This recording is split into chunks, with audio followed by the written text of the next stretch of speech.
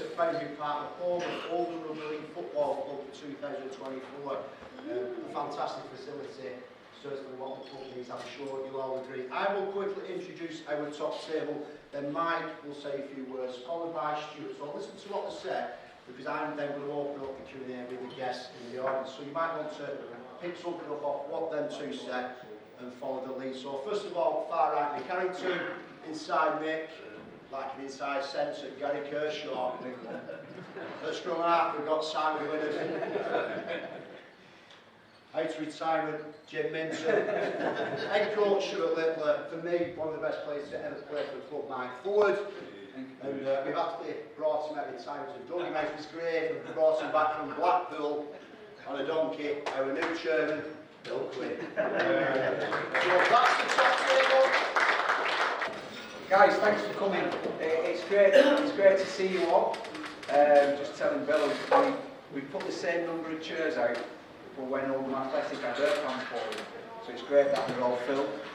I think you can see there's momentum here at the club. Oldham Stewart to his team for that great performance on Sunday. They're a bit gutted, but never mind, we took Dewsbury all the way. But I just want to have a couple of minutes just to tell you the board's vision. A little bit how we got together, the people that are on board here. Each one of them, if you open up the heart, is red and white, 100%. They love Oldham Rugby, the passion is there for Oldham Rugby to do well.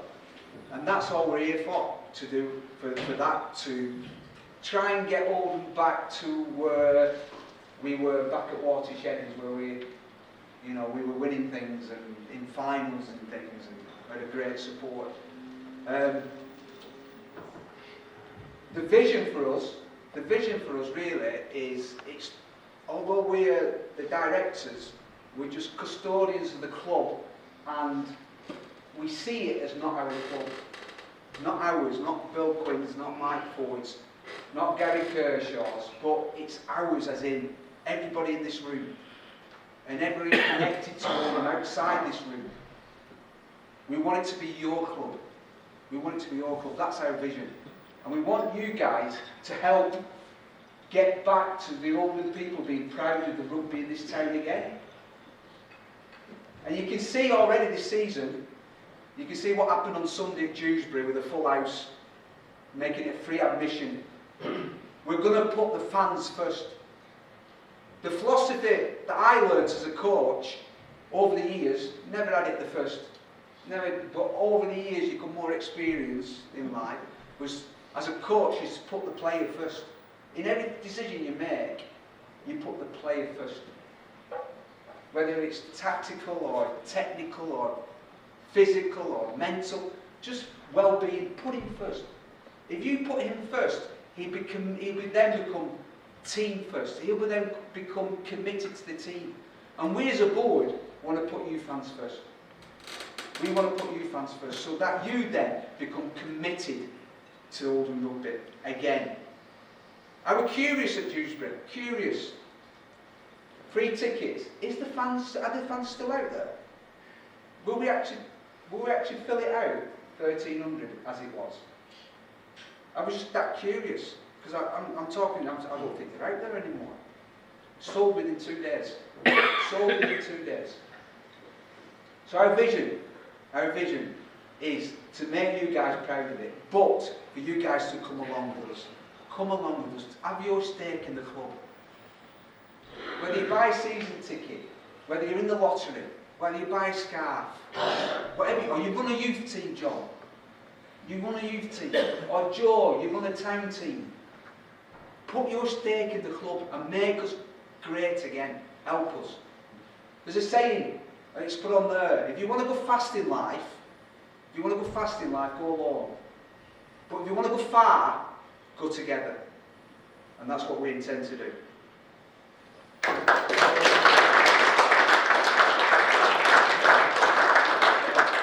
Over to Stuart Littler. Follow that, Skate. Welcome everybody, first of all. It's good to see a big turnout, so thank you all for coming on Tuesday night. Mike asked me to give us a bit of an overview of our performance this season and what we've been doing. both as a staff and as a group of players, and where we intend to go with. So first of all, it's been stop-start to start. The league, with West Wales getting pulled out of the league at the last minute, I would say float through as a curveball. And we went through a group of games where we had 4 games in 2 months. So it was on and off, and we've got to think as coaches on our feet of how we can run. We've not got the biggest squad, so how we can run against some of the people who can we contact. Also might come in and we've run against Salford, run against Batleys, and we've pulled in favours wherever we could to get that competition element to our squad and get us in the right place where we need to be, because while we were not playing, other teams have been playing, and then at some point we have to play them teams, and they're battle-hardened and ready to go, and we're probably, it's helped us at times because it's helped us to nurse some injuries and get people back playing, but at other times it hinders you when we're looking for consistency as a coach and consistency in actions. You want to get for that from playing week in, week out, and becoming rugged with each other and getting accountable for what people are doing on the field at weekend, and learning from it and growing as a group. On that note, we've got a couple of injuries. Obviously, I suppose we're all as frustrated as I was. Lewis Sheridan was a big signing for his club in pre-season. He was in the top 5 try scorers in this league last year. Very exciting player, someone I played with actually years and years ago. But a very exciting player. Probably a bit of a maverick. Thought he'd give us a good balance for Rudyard, controlling the game and a bit off the cuff. But injuries happened, and Lewis is on the road to recovery. We're really lucky with him. We got straight in for his operation, so straight away he was on it. I don't know if we touch and go if he'll come back this year. Obviously Liam Copland got an injury in pre-season. He is a long term. Other than that, we're looking pretty healthy as a squad, so really happy with where we're at. Everybody, you guys as well as me, really excited to get Tommy Briley back into the fray, and delighted for him to get that try last week at Workington and really cap off. Because he's had some dark days through the off-season and been training on his own and paying for extra physio. It's tough being in that place, but he's come through that, and he's a real boost for the squad. Carl Cameron coming back from a long-term ban as well, has given us a boost as well. We've got some competition now over there. We've got probably lads looking over the shoulders rather than 17 that's picking itself week in, week out. Can I mention anything? No, you mentioned. Yeah. So on that note, today we've brought in Sammy Kabula from Batley. He strengthens our middle, a loan signing for a month. So he's joined the squad, he's training tonight. He comes into contention for weekend. Exciting signing for the club, someone I've worked with before. Previous clubs, Wigan, Warrington, Newcastle as a full-time player, and obviously he's come to us from Batley. Exciting when he takes the ball, he takes some putting down. You'll see he's got a lot of size about him. I know some fans have identified that we need to be a bit bigger. So hopefully it ticks a box on that one for you on that note. So he'll come into the squad straight away, and he's been introduced to the squad, he's trained tonight. So happy with that one, moving forward. I think we've got the squad mix right currently. We've got some experienced players. Patrick Harvan's been outstanding for us, week in, week out. Martin Midyard at weekend was exceptional. Kicked us, and the week before, he kicked Workington to death in that second half. Showed what a quality player he is. Greg McNally is coming in, and they're guiding your Keir Morgans, your Jordan Pargers. Jordan Parger's been an exceptional find for us. Slotted, he probably come into the club as competition, but slotted straight in, and now he's probably nailing a spot of his own and in the top 5 try scorers in the league himself. Very excited every time he touched the ball. From weekend, challenge the boys downstairs, so we split the forwards backs. Give me one word for a weekend, what your thoughts was. The forwards come up with gutted, the backs come up with frustrated. The staff, I was proud. And proud of where the group's come from, where we're growing to. And the half-time at weekend was the best half-time we've ever had, where lads was already talking before we had to deliver our speech. Talking about how we can get better, how we can compete with these. And they've made no bones about it. They're 8 from 8 for a reason, they're top of the league for a reason. But they're not all that, and they'll keep for 5 weeks. We've got a big 5-week period coming up. We need all you guys with us. There's 5 games, it starts this week with Midlands away. There's no point putting a performance in last week and not turn up at Midlands. Like I said, there's some even bigger games towards the back end of that 5 where we sort of determine our own future. Just as Fordy said before, he's big on connecting with everybody, both on and off the field. The board are doing a tremendous job. We've got to play our part as a staff. I intend to play an exciting brand of rugby. I can see that. We want to play with the ball. On the back of it, we need tough actions as well. We've got to be accountable. And the reason why I'm proud of the boys is they're all wanting to get better. They're all asking questions downstairs. We're getting better. We're getting word to where we need to go. We're still on a journey. We're not the finished article. I keep saying we'll be a lot better team come the back end of the year than what we was at the start of the season. And we're constantly evolving, constantly challenging each other to be better. Other than that, it's a short season, so the games, like I said, we've got a 5-game period, and after that we've only got 6 games after the year. So it's a crunch time. We spoke about the last 2 games being pivotal. On weekend I was very frustrated, and Mike will tell you about getting a point. I thought we deserved 2. Looking back, we did deserve 2 still, but we take the 1. It could have gone the other way. We could have ended up with none. So we take the 1, lick our wounds a little bit, learn, get better. Like I said to the boys, it's about now us evolving, us getting some self-belief about that performance from weekend, and getting a bit of swagger about ourselves, not getting ahead of ourselves. But I tried to play the underdog for as long as I could. And, yeah, we were 6 last year. There were different reasons because of that. We're coming to a club, got new people, new coaches, new systems. Recruitment was last to the table. Try to get a bit better this year, which we have done. We're still improving as Sammy coming in shows. And we need you guys on that journey. Like I said, anyone ever wants to speak to us, come and speak to us. The staff will speak to you all after a game, before a game. The players love everything you're about. I said to a few fans at weekend, I need this place, we need to make that whole place a fortress. We've not been beat there, and I don't want to be beat there. I want you guys behind that and driving that every week, driving standards within our playing room. So thank you all for tonight. Stick with us. Hope to see you as many as you can down at Midlands at weekend. Stuart Littler.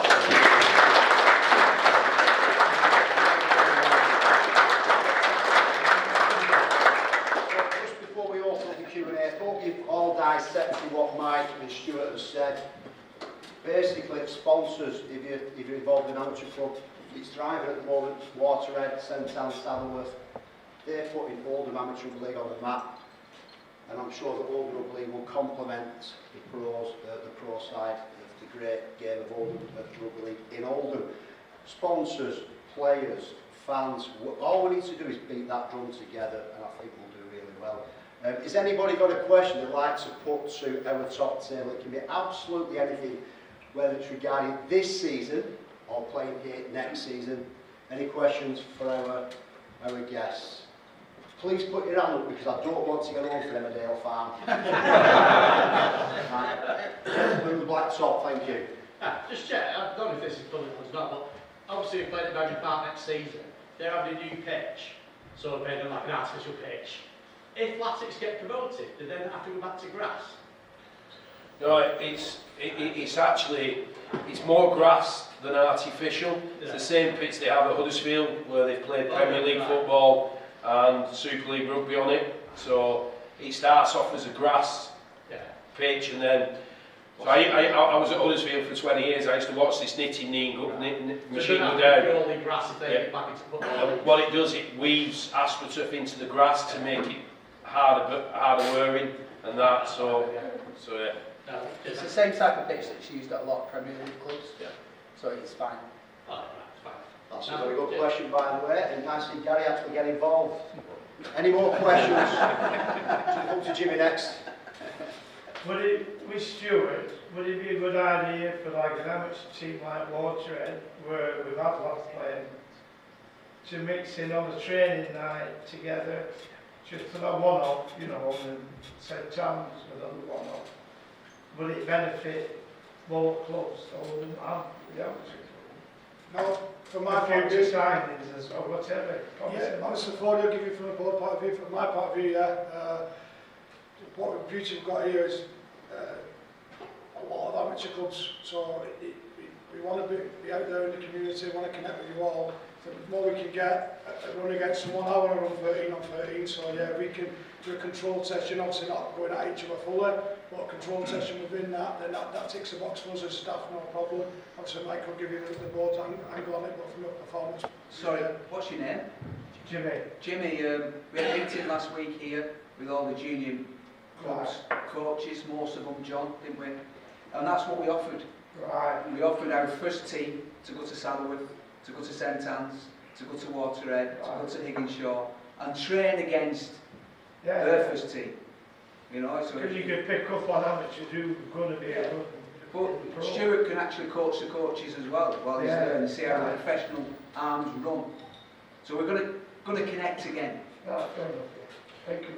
So I was quite intrigued yesterday. The England Colts announced their squads yesterday, and it was very pleasing to see how many were from Oldham. There was quite a number from Waterhead.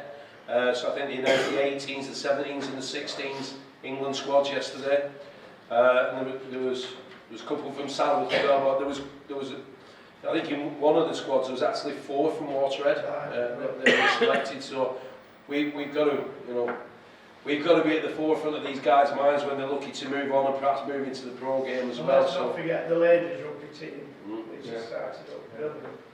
Absolutely, we've got Steve, our come forward, Steve. Ladies We'll say hello. You can see he's got dressed for the occasion as well. To be very happy. So Steve's our women's coach. Yes. All right. Right, Steve, just have an update for the women's week. Yeah, we've been down to Waterhead. We've reached out to the community, what he's just said, the community teams, and there's only Waterhead that had girls on the 12th team at this moment in time.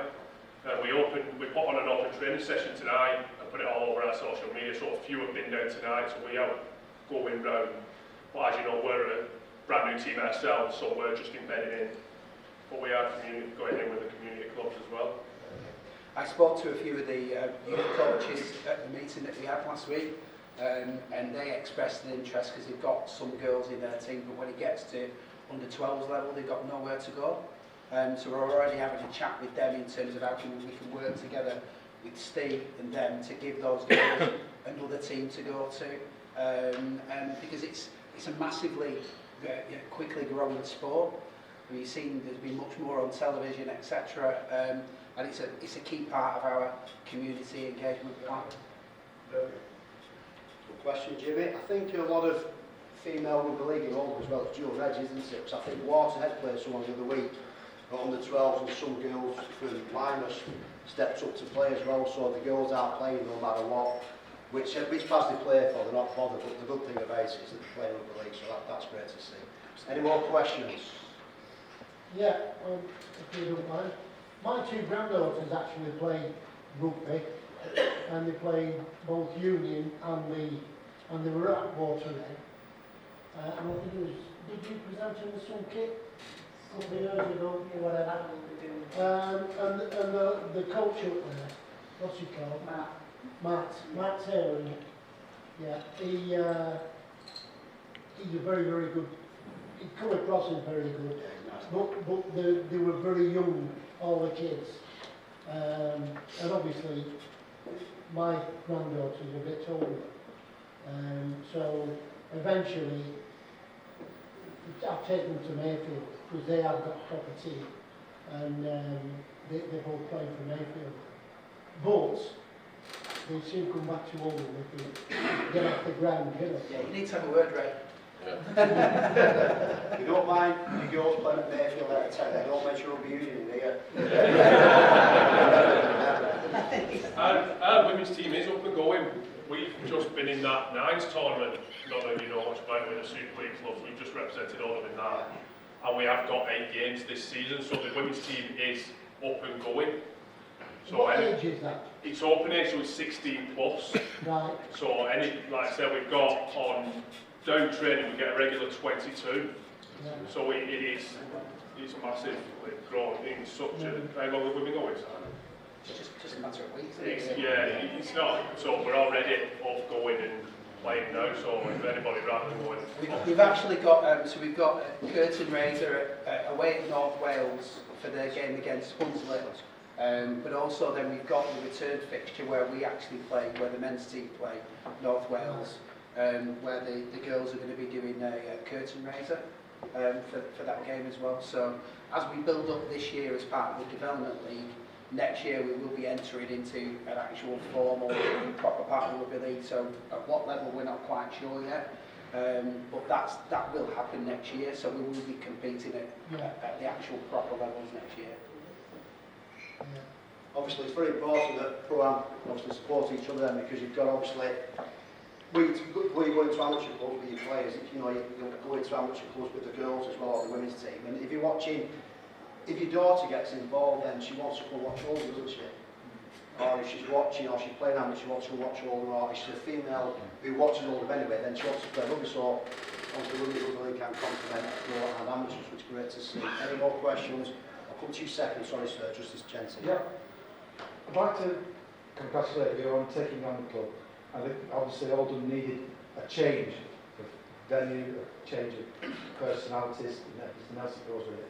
Obviously, I'm sure you've all got your different roles within the club, and obviously I wanted to see that reflected in the club website, to make sure everybody knows everybody, because obviously it's all right seeing you here, but in names, faces is a big thing as well. Obviously that is an organisational thing as well. I noticed also, just a natural, small thing, that the Golden Gamble is still with Chris Hamilton. Yeah. We're in the process of developing the website, yeah. So we've, that's good. as you've probably noticed, we've made quite a few changes already. So if you haven't been onto the history section of the club, which, you know, why would you unless you're a geek like me? Please do go on it. As you know, we appointed Michael Turner, who's a long-term, well-established and a very knowledgeable historian, as our official club historian. And Mike's been working with Dave Naylor, who runs our website, for us to develop that. And it's actually like an interactive timeline. Yeah. You can get lost in it. And so, you know, don't go on if you've only got 5 minutes, because you'll be on there at least half an hour. And we've done other pieces of work, etc. But it's a work in progress. And so one of the things that next year we're going to be updated, ready to go. Yeah, so it's going to be a continual piece of work, but yeah, absolutely, by the time we get to the end of the season, it will be absolutely as we want it. Part of that is updating the staff element and the structure of the club. Yeah. As you know, we've been in discussions with Bill, etc., and we've been kind of establishing where we're at as a board, and roles and responsibilities, and that's now in place, and we're very happy with how that's panned out. So the next phase now will be to make sure that we update the website, including roles and responsibilities, so that you know who to contact. If it's about a commercial issue, then it's this man here.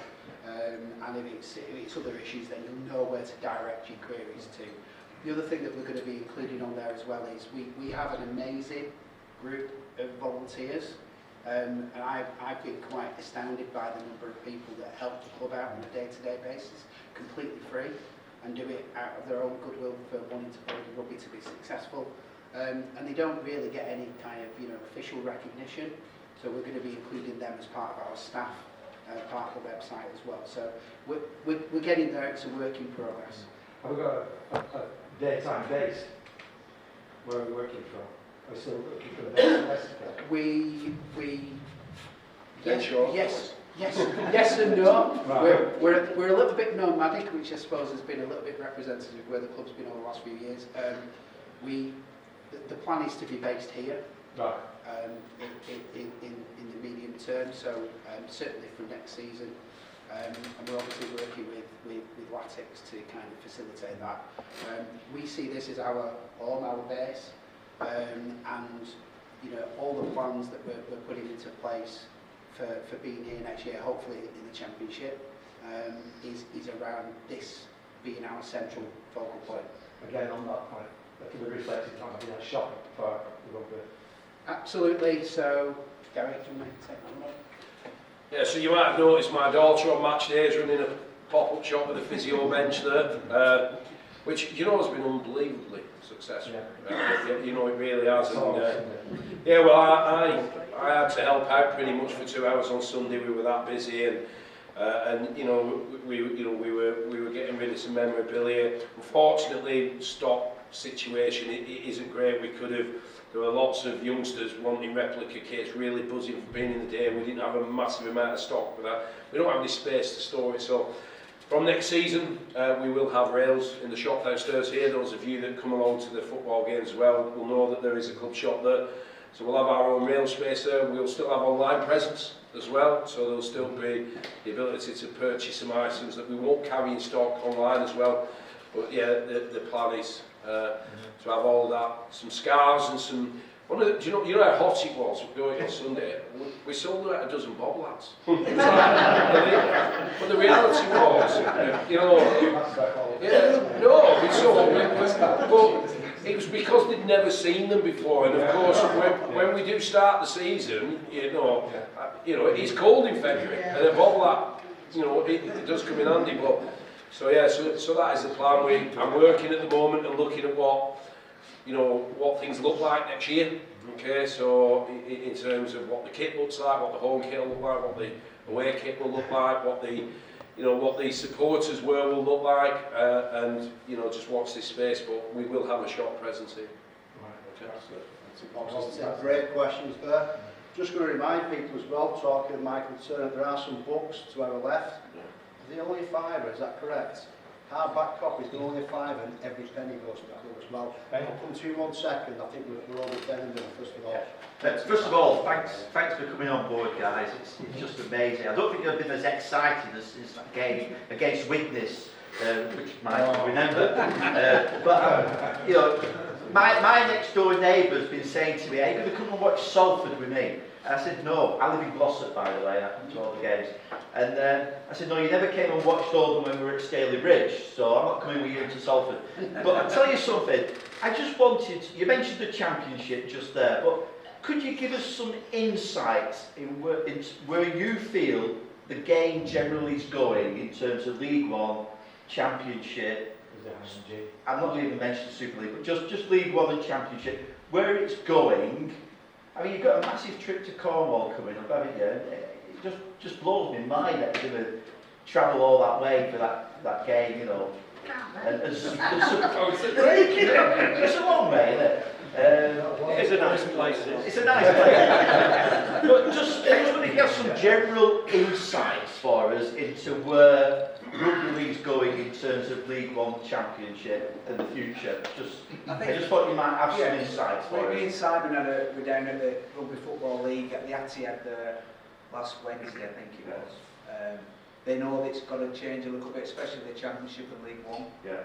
It's too overloaded in the Championship. Well, too underloaded in League One at the moment. So there's 10 teams in there and 14 in the Championship. So they're looking at that, but without giving anything away. As you know, this IMG grading, there's a trial season next year. So we'll be sitting down with them time in July. Yeah. And they're going to give us a grade for where we sit now. Yeah.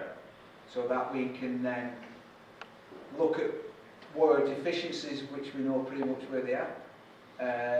And then next year, in the trial season, we can put into place things to try and get us a grading for the year 2025. But they're looking, I don't think the answer you're looking for, they're looking at the makeup of the Championship and League One. Yeah.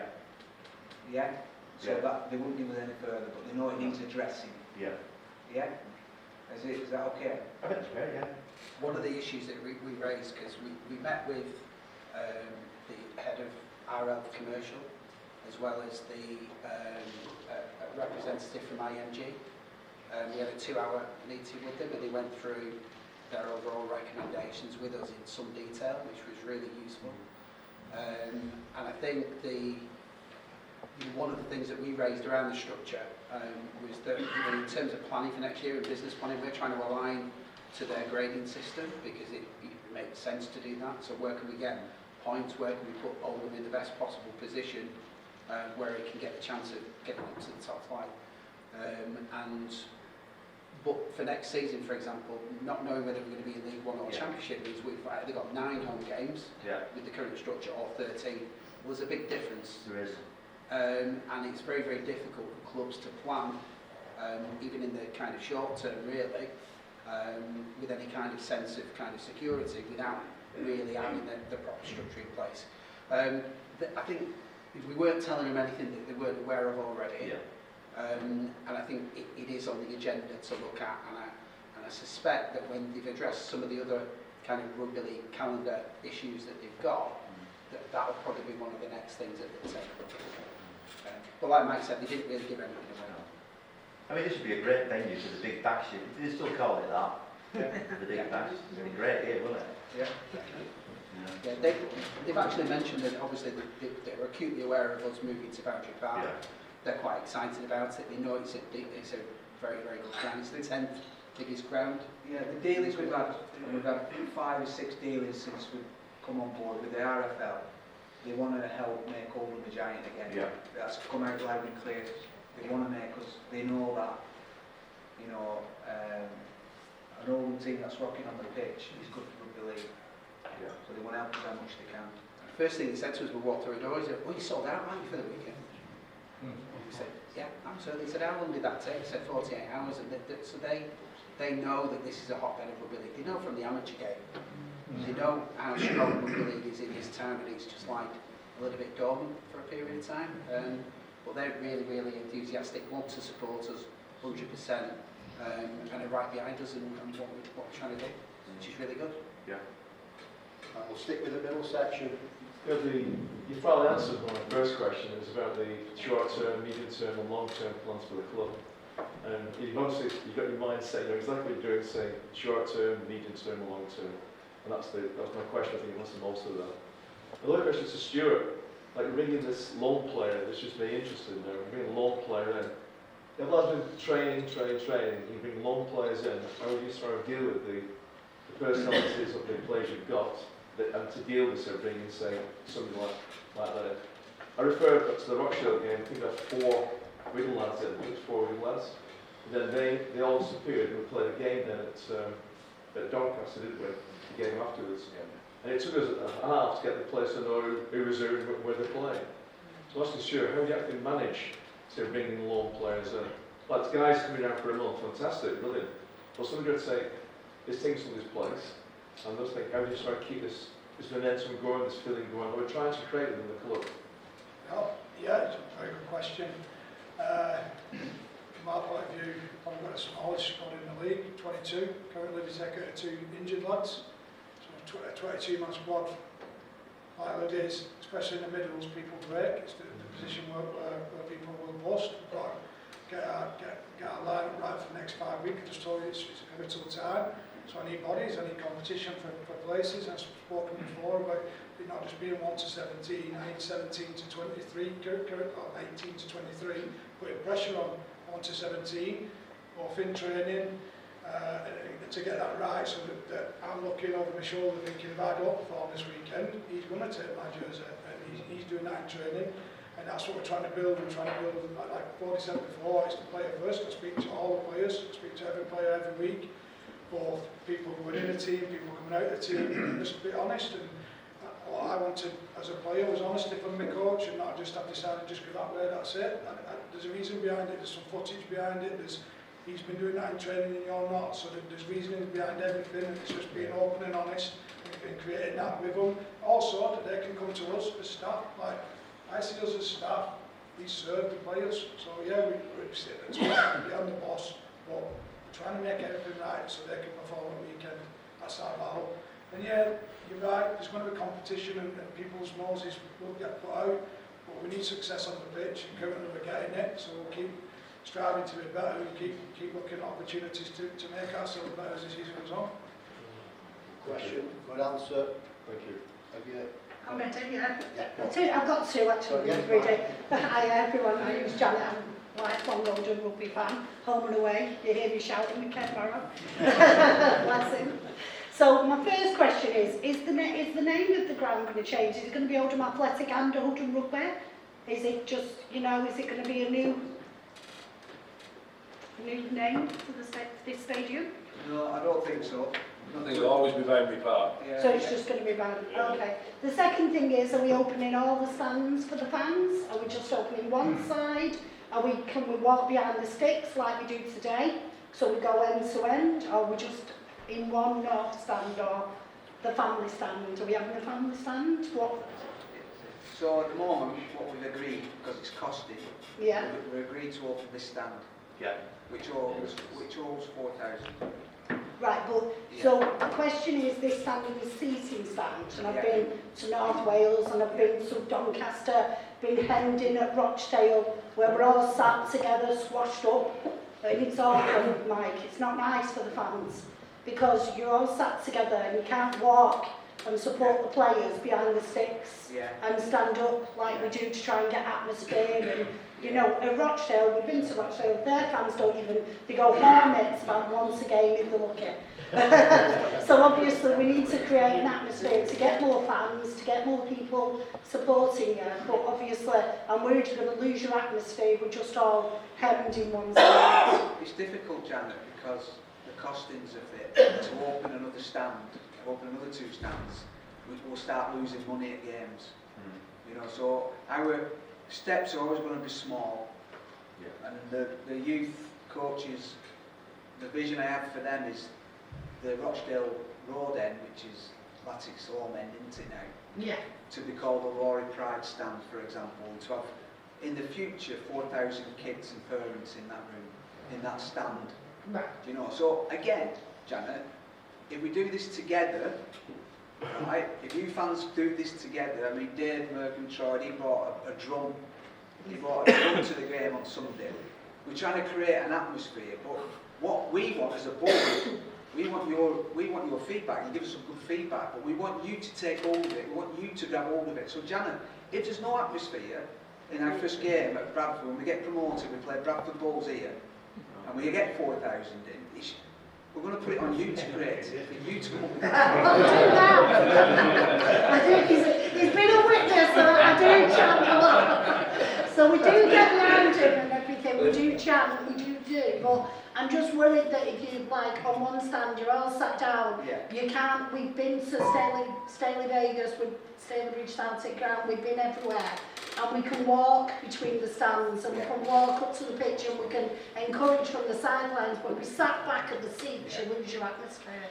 I mean, one of the things Mike said, and what we've got to look at is, we're starting step by step, we've got a plan, we include the fans in everything in that plan, and at the end of the day, as we go further and further, because we will, as a club, as a team on the pitch, what will happen is more and more people will come, more and more stands will be opened up, and you know, the atmosphere will change. I mean, when I was last here and we only had the one stand on the opposite side, there was some brilliant atmosphere there, you know, and you know, some great games that we had there when we played Salford on the Friday night and beat them, and many others. And at the end of the day, if we can get the fans in, then the stands will be opened, the atmosphere will be there. So it is down to, you know, the fans and the club working together and everybody within Oldham to create the atmosphere, to create the buzz, to create everything for the club, for themselves. It's a joint. With everything that we're trying to do now, it's a joint vision. For them who don't know, we actually bought the club in debt, and one of our first aims was to make it, to stabilise the club financially. That was one of our aims, you know. So being back here helps us to do that. We get extra revenue streams. We'll have a shop downstairs. We'll be able to make money from food and drink, you know. So we can't. We love to open. We love to open 4 stands for our first game, but you know, let's be realistic and let's take small steps together. You've got to be sensible about these things, Johnny. I mean, even Latics themselves that are getting 6,000-7,000 at some games, you know, they've recognised that this is, you know, the safety certificate will say otherwise, but I think it's a 16,000 capacity with a full safety certificate. So even at that, you don't need 4 stands, you know, and they're looking at steps themselves. I think the Charlie Road end, they're talking about not using that this season and doing some work on improving facilities in it. You know, it's just the world we live. You know, as a business, we've got to do what's right for the club for all the reasons that Mike says. You know, we're all here for one reason, to build a sustainable club from the bottom up. Okay, it's not like throw money about, get out of there, and then you've got nothing underneath it to underpin it. You know, we're the custodians of this club for you guys, and we've got to do what's right in terms of small steps, bit of a snowball effect, building. And wouldn't it be great, you're right, if we've got all 4 stands open and we've got crowds of 6,000 or 7,000 here, you know, back where Oldham Rugby should be. Yeah. Good questions. I mean, I might be going off the record here, but I don't know if Stuart will agree with me, but if I was an Oldham player coming out to the old stand and with 4,000 Oldham fans sat in this stand, I'd be buzzing, mate. I think it will create a lot of atmosphere, a lot of noise. I think if you play the game yourself, no matter what level, if you're going down that wing and it's full of Oldham fans down the side, you get a massive buzz, don't you? It's like when a football player's taking a corner, you applaud him, when they come in towards you, give them a bit of lift. That's what Rory does. Yeah. No questions on me with Rory either. Let's go to this gentleman sat there in the front, thanks. Right, it's going to be this side that's open, but from a selfish point of view, doing radio commentary for Oldham Community Radio, the facilities for commentary are over on the other side. Well, the changing rooms are over there, so that'll have to be open. Yeah, you'd be able to do that. Yeah. Yeah, but I appreciate that, but there's no atmosphere then over there, is there? So, Okay. so it can still be over that side. I think so, yeah. All right. Yeah. Okay. Thank you. We asked a question we put forward, definitely. We'll come right to the back of the room first of all. Obviously now, you've moved in with Lat 6, Lat 6 seems to have better owners than they've had in the past. How do you think the relationship's going to go now with the rugby club and Lat 6 themselves? Are we actually wanted to be here? Whereas in the past we were like, yeah, you pay the rent but we don't really want you here. We're pretty close, to be honest. I think Luke Rothwell wants to come to Dewsbury away on the fan coach. So he's pretty excited about it. Might not be close either. Just said to Mick, I might have to come to look after him. So it's like long-term vision of Oldham staying here for the long term. That's the. Oh yeah, we are here for the long term. Yeah. They're not going to be like bugger off, No. They're our friends, you know, we don't, you know. Yeah, the relationship last time was a bit iffy. They had a decent, if Latics had decent games, like kick out all out. So if the relationship is better this time, people feel a bit more confident that the club's going to grow here. They've been very good with the board, and they're very perceptive to our views, they're very perceptive to our ideas. I was talking to Darren Royal on Sunday, and he wants us to sit down and have a meal and have a conversation, and they're very much together and on board with everything we're trying to do. And I was there last time, and there was no relationship like that whatsoever. I think that gives the fans more confidence as well. This is a long-term thing, it's both sides on board. Yeah. Frank just wants to make Oldham great, you know what I mean, both sides. Yeah, it's decent bloke, Frank. Okay. Any more questions? Front row first of all. I was wondering if there's any plans to engage with the schools and the non-rugby player. You know, usually your Challenger and your Fails, but obviously Oldham's a big town, isn't it? But the rugby tends to be up the top end. Is there any plans to have any kind of city or town centre, you know, like maybe a market stall in the new whatever you go to where you can sell your shirts and bits of it? But also something that was really impressive when you first took over with your social media was engaging the old legends of the town, because for a small industrial town, we've got Kevin Sinfield, yourself, Brian McDermott, is there a way we can get them? Because obviously more people dream of playing rugby when they're kids and want to change are massively attached out to the history of the club and stuff. So you just mentioned 2 arms of the club that I want you guys to grab hold of, and John, the youth, Dave, Nathan, the Rory's Pride, are doing things behind the scenes to get reconnected to the town. So everything you said about schools, we're thinking of having a school competition soon. We'll tell you what it's for yet, but Dave, do you want to just mention what this ball's doing on the desk? Yeah, I will do. Was it last Monday?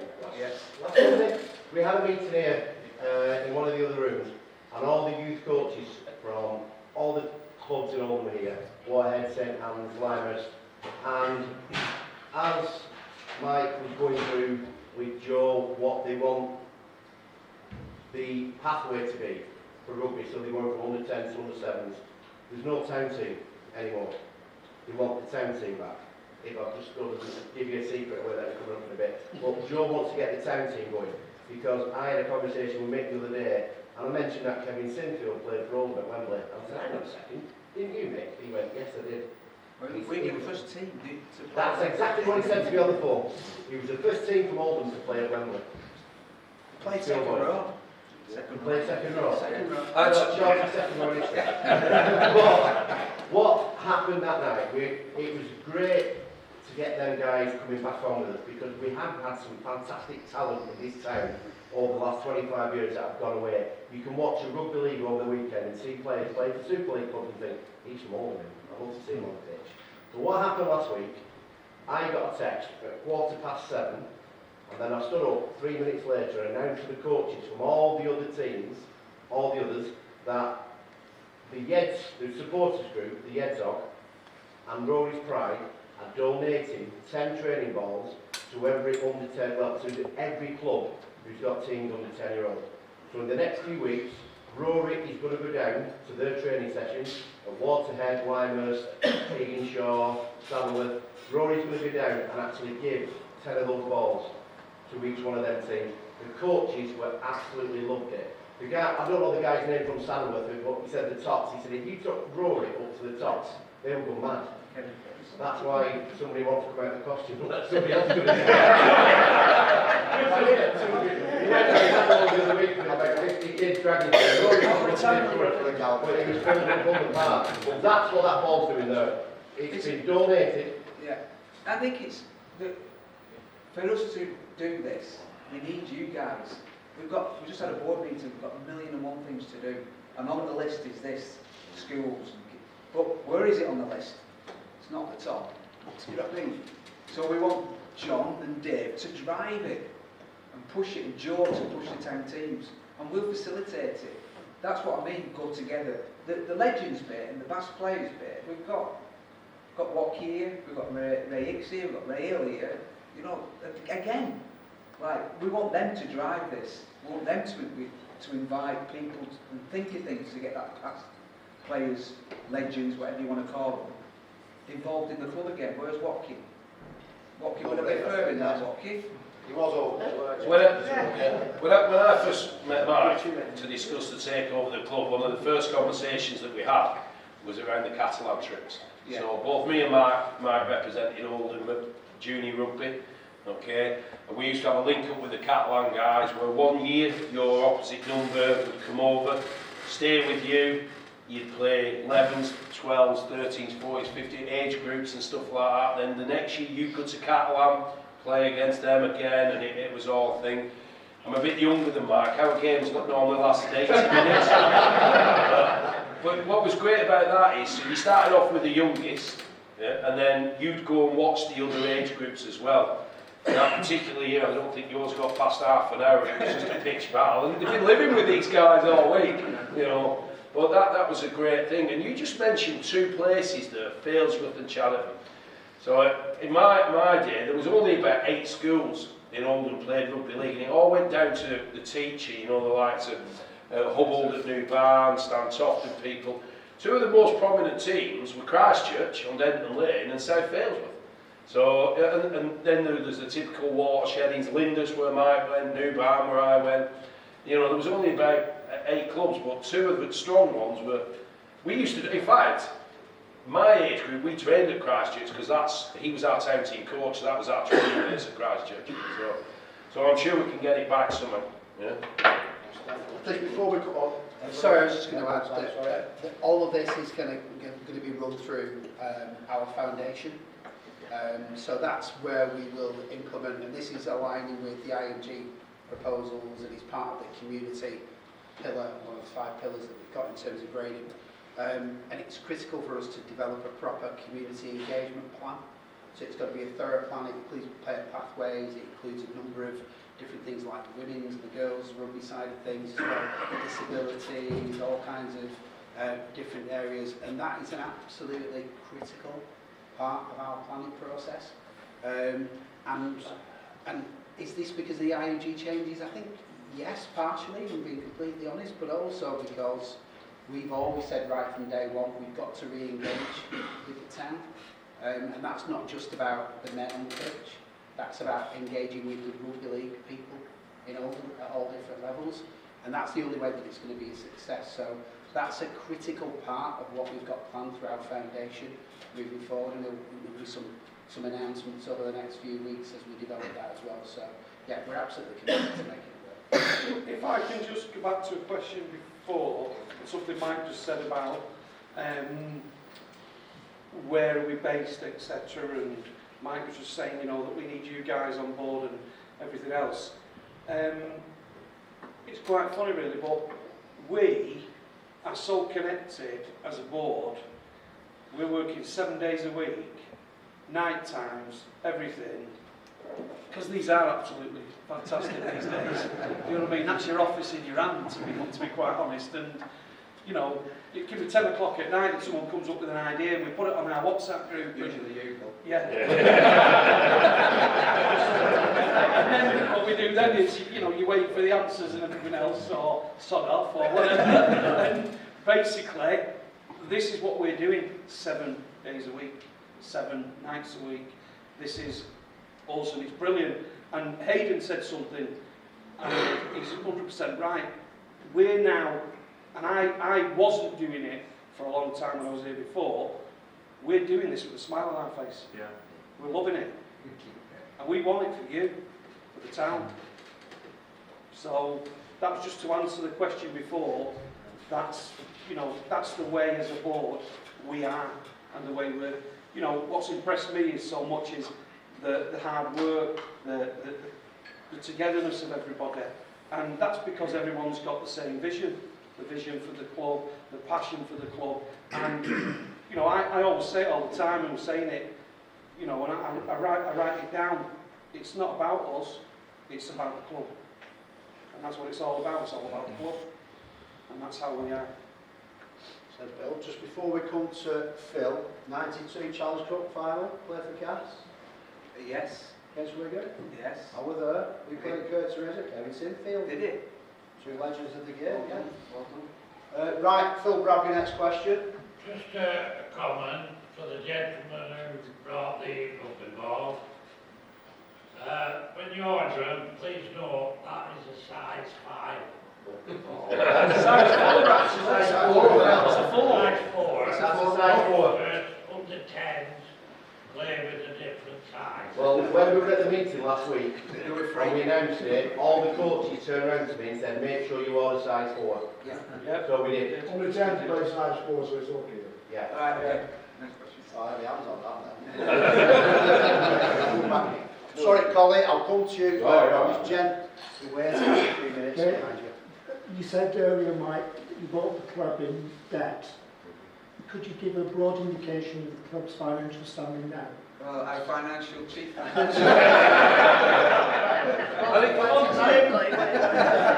course we can. Jim Linton. I can tell you something, I can't say everything, of course, because at the end of the day, it sort of is a private limited company, but like we've just said to you, we're doing this for you, we're doing this for the club, it's not about us. I've spent 40 years in this town trying to help all sorts of businesses make loads of money, maximise the profits, pay the lowest amount of tax, maximise the money for the directors, maximise the money for the shareholders. And then when Mike very kindly asked me to get involved in this project, I thought, oh my God, I've never done anything like this before. So he knew probably from knowing me that I was the man to go and talk to Chris Hamilton to try and find out how it worked. And I must pay tribute to Chris Hamilton today. He did a fantastic job of teaching me how to do it. We sat in his bedroom in Failsworth for a number of hours. And we went on his computer, he showed me all the numbers. Some of them were quite frightening, but I had to report back to everybody and say, might not be so good at this, do we still want to do it? And that's probably why there's so many of us here now. There's one Chris on his own, bless him. Not brought the other 12. I don't know whether it was a good idea that Chris stayed on his own, that was his choice. perhaps he made the wrong decisions to stay on his own that long, nothing to do with us, but that happened. And somehow he managed to keep a rugby league team in this town for 25 years. I'm not sure how he did it. Because now we've inherited this situation, it's hard work. It's hard work financially. We need all those lot to try and deal with it. We need lots of meetings we meet every week. We do the finances every week, every penny that's coming in, every penny that's gone out. There is a deficit, but it's a manageable deficit because there's a lot of us. It wouldn't be a manageable deficit if there were two of us sat here, but we're able to cope with it, and it's a sort of good debt. It's not bad debt. We're bang up to date with tax, we're bang up to date with VAT, PAYE, anybody who troubles you. And so the debt, if you like, is a nice bounce back loan through COVID times, when obviously the club suffered in COVID times, the bank accounts out there, the RFL's given us a nice, a very low interest loan that we're dealing with, all very much long-term debt that we can cope with. Whilst we're at White Bank, we can't make ends meet, no chance.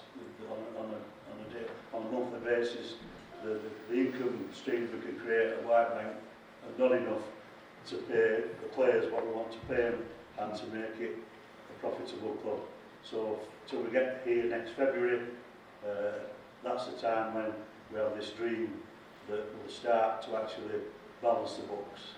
So then it's up to us to somehow support the club, get through with your help, and like the enthusiasm we saw on Sunday.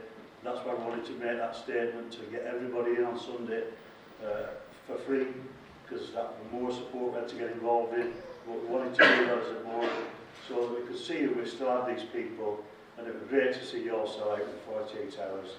And we know now that we wait for the next game. Obviously, at home, sadly, as on cup final day, we might lose a bit of momentum there. For me, I just want to see the crowds growing and growing. I read a figure of, match income in my budget when I first met Chris Hamilton and thought what he'd done in the past, and it was my critical figure that I thought we might get every home game. You don't get anything in this league for away games, so you have to make all your money at home.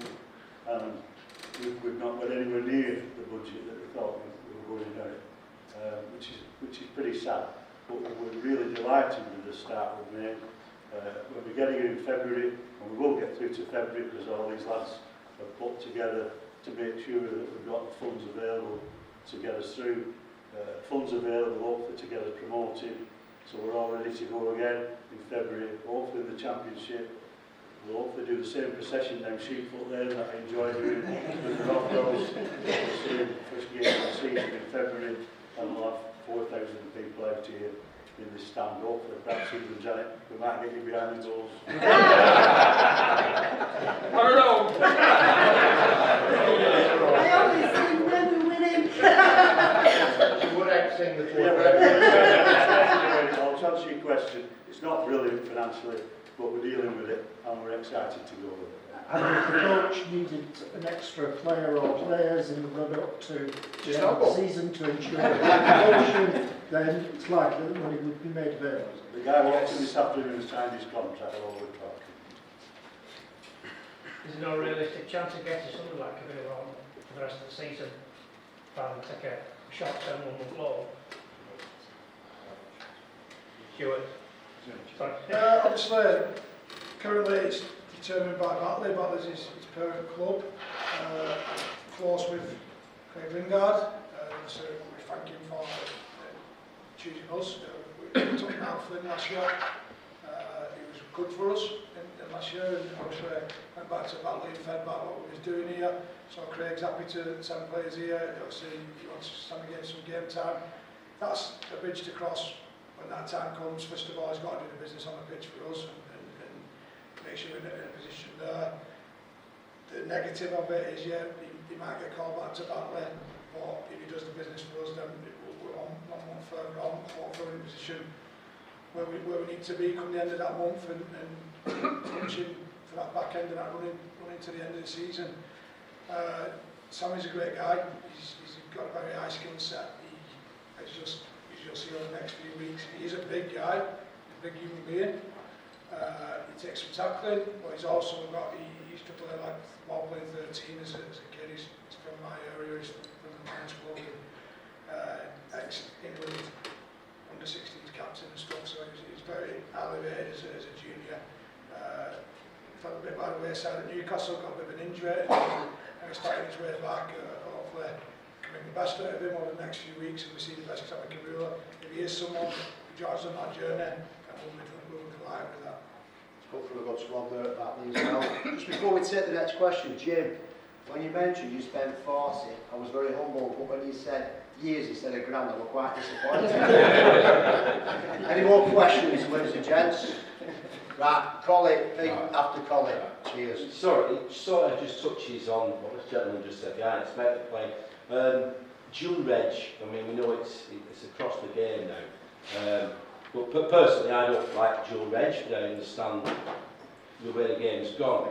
But I'm just wondering, what is the potential for identifying players? This is generally, not just now, identifying players from other clubs at the beginning of the season and taking them, we used to do on season-long loans, as opposed to the dual reg, which are great, but only they can be quite disruptive, as you may well agree.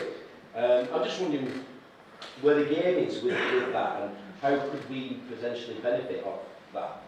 Yeah, you can still do season-long loans and stuff. Obviously, people want paying a bit more money for season-long loan, and there's a risk for the club then if that lad gets injured, he's on your payroll for that year. Obviously, the dual edge works where lads can flip in and out. It probably suits that team. He's got Harvey Wilson the last few weeks. He's an Oldham lad, and to me, he's worked his stones off for us, and he's a very useful tool when he plays for us, and he's a handful. Obviously, the beauty of having Wigan is they sign a lot of the best quality in Lancashire. I just find it interesting because I mean, from a coach's perspective, from that side, do you find it more beneficial? I'm pretty old school. I mean, I just like to have players in, but if that's how you feel it works better, then just interested to find out your opinion. I've challenged our boys from day one. I want a team, if you can get a team of Oldham of our own, that's competent every week in, week out, playing consistently, and we'll go with that. Our lads get the first opportunity of anything, and it's obviously it's up to lads then coming for competition for varying reasons. Some might be dual edge, some might be obviously loans, some might be signings, some might be lads coming from amateur opportunities. George's coming from amateur, he's killing it at the moment, and so there's different forms with that, and we're trying to grow things, trying to piece things together and get things right. Like I said, it's our battle is to win rugby matches, and sometimes that means using the systems involved. Do we agree with all the systems? So there's a balance to your squad, but if we've got to utilise every system we can, and we've needed that dual edge with Wigan at times this year. Well, I wouldn't have had a 17 on the pitch early in the season if we didn't have the three boys from Wigan in there. No, I understand. I just appreciate that. I just got to see what you. What's killed the loan system is this requirement in Super League now for them to have a reserve team. Yeah, that's always and I talked to the chief exec, and they just think that's a waste of time. They would much rather their guys be out on loan gaining experience and stuff like that, because the standard's not that great. But it is unfortunately a requirement now within Super League that they have that. Yeah. I mean, we've got Connor Carr, who is on season one, isn't he, from Huddersfield. But they've got to put they don't play every week either. They play like every fortnight. So somebody mentioned about the Doncaster game. That was just really unfortunate that they had a reserve team game just before it. So I mean, we understand it's not out of your control. It's game wide, and it's just interesting because you see it come players coming in and out, and Keith Atkinson was over at the weekend. And obviously him and Fordy played together, and he was telling me about the 18 games, and I must admit I don't remember going. I've been to Sheridan to watch loads of time, but never an 18 game. And there'd be 2,000 watching on a Friday night at Sheridan. That's like incredible, isn't it? Yeah. Just to let you know, I never played 18. Oh, Keith did though, didn't he? Keith played many times. He was captain. We're going down. He was coming back from injury. We're moving on from the league in Andy Cole. What's the thing? Does the board have a 5-year plan or a 10-year plan, or is it just year to year that we're just think we're working on about 7. Yeah. 7 years. So what's your 7-year plan then? Super League. All right. 7 years. Well, that's what we're trying for. Ambitious, that. Very. But if you get it right at the bottom, we get it right, the foundations right, and we get you guys behind us, and we get, the structure both off the field and on the field in place, it isn't that much of a pipe dream. The RFL see us as a potential Super League team.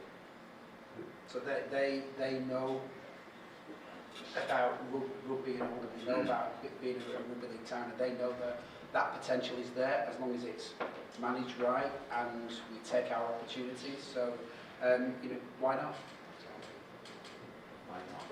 Yes, just to link into what's been said there and what's been said here, that's why it's so important to get our local links together with the managers game. Like I said, we've got a bedrock of good players in our area. That's where our future lies, to bring them on, to pay for Oldham, see them in Oldham shirts. Not let them go to other teams. You want the kids. Oh yeah, bring them up as well. You want the kids to play for Oldham. How do you do that? If you had a 16-year-old kid now who's very good, do you think he would want to play for Oldham? I mean, basically, at the beginning of the season, before we start playing, bring them along, have an open day with them, enthuse them. We've got loads of plans in place. Starting with the rugby tots, starting with the very, very young ones. So, you're dead right. I want every kid to want to play for Oldham. Give them a dream. Yeah, Dream of playing for Oldham. In front of their family, on their park, for their club. Yeah. That's what we want. Yeah. Yeah. Yeah. I don't think you'll have a problem selling the club to Oldham. It's just a case of their choice then, when they want to get there. So it's go. But again, it's another box for it. Take the one, so in 2 years' time, the best kid in Oldham, in the country will be from Oldham, is coming pence of purpose. So fingers crossed. Jimmy? On that subject, Mike, your lad played the biggest game of his life on Saturday, didn't he? And I hope he lifts the trophy. But he would look brilliant. So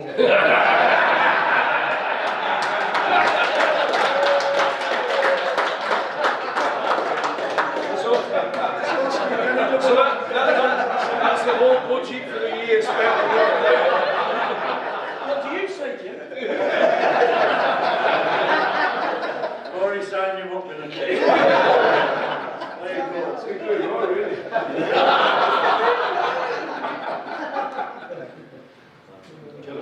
Just one. Tonight's meeting, session, has been fantastic, it's been brilliant. And the question I'm going to ask you is, when's going to be the next one, and the next one, and the next one, and the next one? Because you made the point quite clearly that we've got to work together. And I'm sat here thinking, okay, now what can I do to sort of say, I don't have any money, so not that's for money. So I'm saying, okay, what can I do to sort of say support the club? And the way I see it is by saying, more meetings like this, say, okay, we need to develop this. Can we get a group together to develop that, or to develop something else? So the big question is, are there going to be more meetings like this where we start sharing and sort of developing ideas? Definitely. I mean, that's why we're here tonight. Yeah. There's definitely going to be more meetings, but as Mike alluded before, we're only just getting going, and we're having so much to do ourselves, and there's so many meetings ourselves and everything else that, it's just another stepping stone. And tonight, like Dewsbury game, you'll see more incentives. You'll see that we are trying to engage, and there will be more meetings, and out of those meetings will come more ideas which we'll be able to present to you, and hopefully the fans and other people can get on board with that.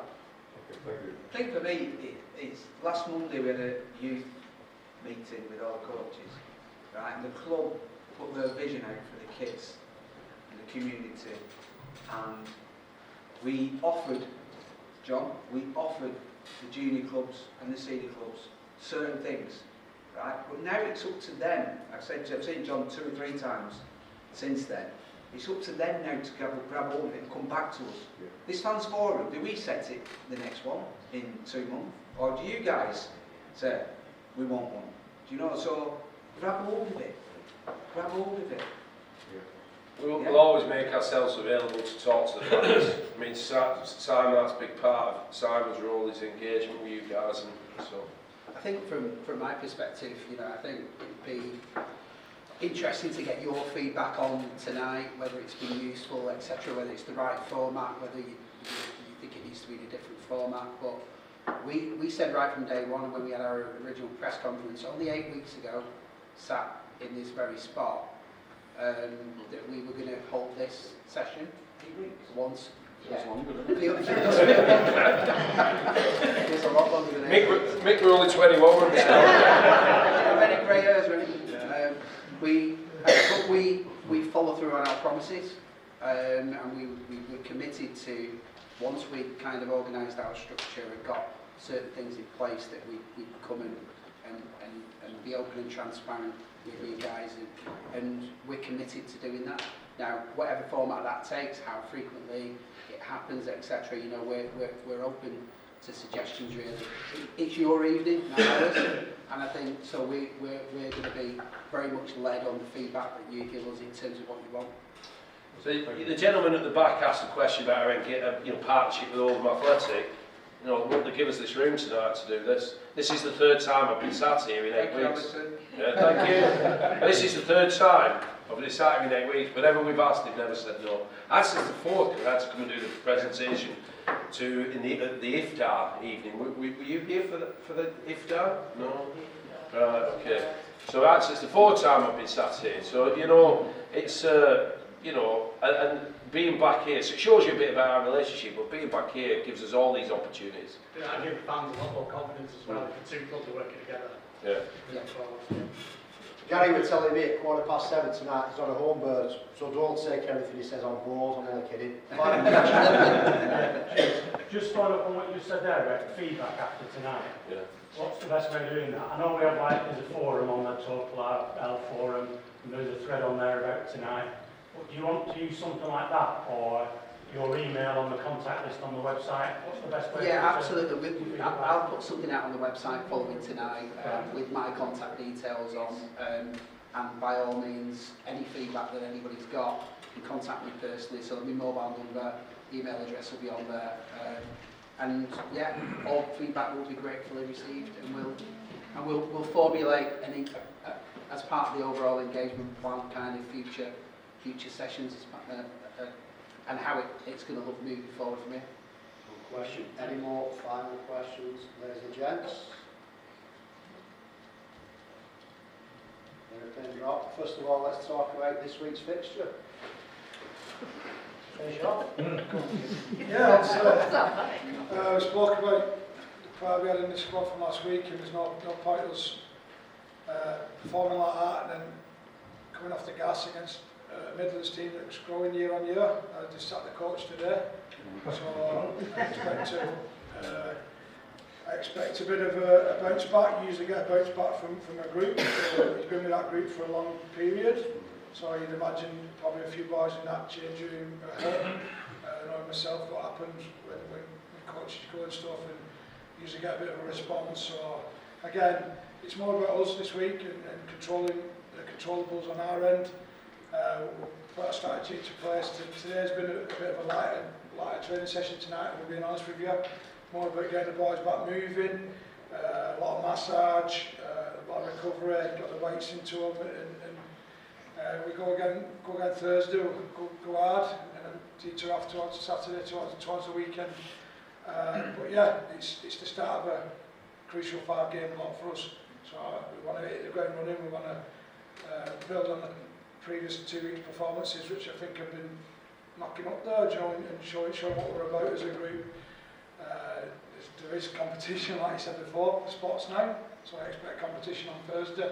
People putting their hands up on who's available. We've got Connor Carr coming back from head knock. He's not been able to play the last two games with that. The head protocols are in place for the right reasons.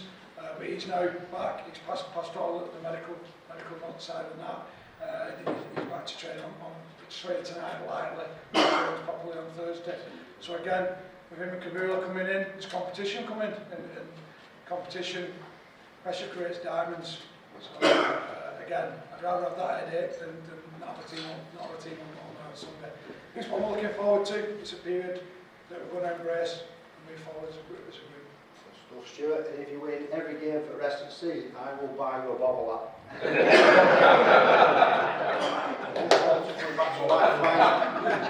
Second of June. Listen, it's been great to see so many familiar faces. It's great to have, you know, a trustworthy board from left to right. We've got some very important people sat to my left and right in front of you, and they share the same passion as us supporters and sponsors. So let's give these guys a massive applause.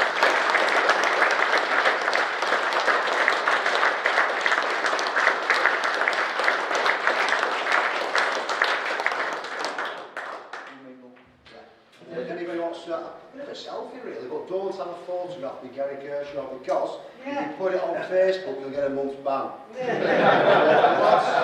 More than happy to mingle for a few minutes. The bar's still open, but once again, thanks for attending. We'll see you soon. Thank you. Thank you.